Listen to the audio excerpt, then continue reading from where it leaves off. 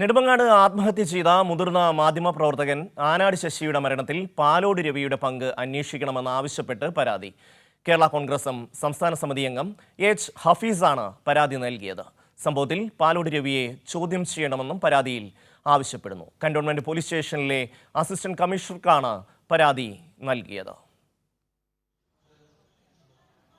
സാരംഗ് ചേരുകയാണ് തിരുവനന്തപുരത്ത് നിന്ന്. സാരംഗ്, വലിയ ഗൗരവമുള്ള പരാതിയാണ്. മുൻ DCC അധ്യക്ഷൻ പാലോട് രവിയുടെ പങ്ക് അന്വേഷിക്കണം എന്നുള്ള ആവശ്യമാണ് ഈ പരാതിയിൽ പറയുന്നത്. എന്തൊക്കെയാണ് വിശദാംശങ്ങൾ?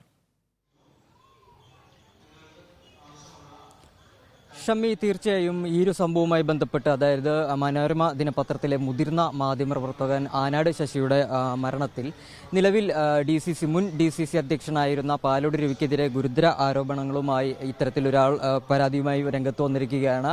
കേരള കോൺഗ്രസ് എമ്മിന്റെ സംസ്ഥാന സമിതി അംഗം എച്ച് ഹഫീസാണ് ഇത്തരത്തിൽ കന്റോൺമെന്റ് പോലീസ് സ്റ്റേഷനിലെ അസിസ്റ്റന്റ് കമ്മീഷണർക്ക് പരാതി നൽകിയിരിക്കുന്നത്.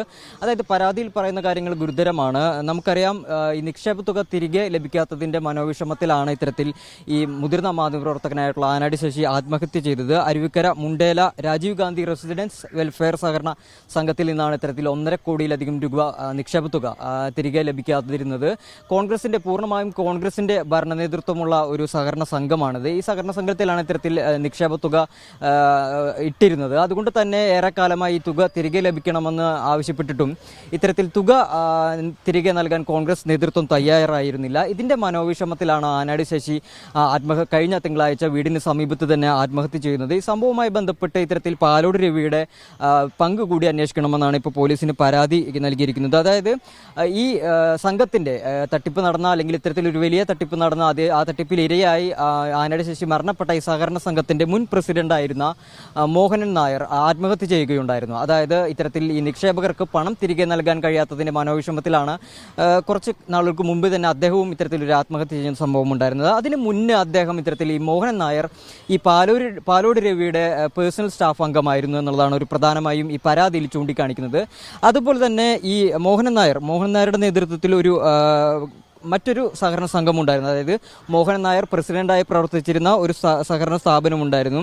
നെടുമങ്ങാട് ഗവൺമെന്റ് എംപ്ലോയീസ് വെൽഫെയർ സഹകരണ സംഘമായിരുന്നു ഇത്. ഈ സഹകരണ സംഘത്തിൽ ഇത്തരത്തിൽ പാലോട് രവിയുടെ പേഴ്സണൽ സ്റ്റാഫ് അംഗമായിട്ടുള്ള ആളുടെ ഭാര്യയും, അതുപോലെ തന്നെ മറ്റൊരു പ്രധാന കാര്യം, ഈ സഹകരണ സംഘത്തിൽ പാലോട് രവിയുടെ സഹോദരി പുത്രനും അതുപോലെ സഹോദരിയുടെ മകനും ജോലി ചെയ്തിരുന്നു എന്നുള്ളതാണ്. ഇതിൽ ഈ സഹോദരിയുടെ മകൻ കുറച്ച് നാളുകൾക്ക് മുന്നേ തന്നെ ഇത്തരത്തിൽ VRC എടുത്ത് ഈ സ്ഥാപനത്തിൽ നിന്ന് മാറുന്നു. അതുപോലെ തന്നെ ഈ സ്ഥാപനത്തിലെ 2 കോടിയോളം രൂപ തട്ടിപ്പുമായി ബന്ധപ്പെട്ട സംഭവത്തിൽ ഇയാളെ പ്രതി ചേർക്കുന്ന ഒരു സംഭവവും ഉണ്ടായിരുന്നു. തുടർന്ന് ഈ സഹോദരി പുത്രിയുടെ മകൻ രാജ്യം വിടുന്ന ഒരു സംഭവവും ഉണ്ടായിരുന്നു. അപ്പോൾ ഇതൊക്കെ തന്നെ ഇത്തരത്തിൽ പാലോട് രവിയുടെ ഇടപെടലുകൾ ഉണ്ടായിരുന്നു എന്നാണ് ഈ പരാതി ഉന്നയിച്ച വ്യക്തി പോലീസിന് മുന്നിൽ പരാതി നൽകിയിരിക്കുന്നത്. അപ്പോൾ ഇത്തരത്തിൽ ഈ പരാതിയുമായി ബന്ധപ്പെട്ട് പാലോട് രവിയുടെ വിശദമായ മൊഴി രേഖപ്പെടുത്തണം, വരും ദിവസങ്ങളിൽ ചോദ്യം ചെയ്യണം എന്നതുൾപ്പെടെയുള്ള കാര്യങ്ങളാണ് ഈ പരാതിക്കാരൻ പോലീസിന് മുന്നേ ഉന്നയിച്ചിരിക്കുന്നത്. ഷമ്മി, മടങ്ങിയെത്താം.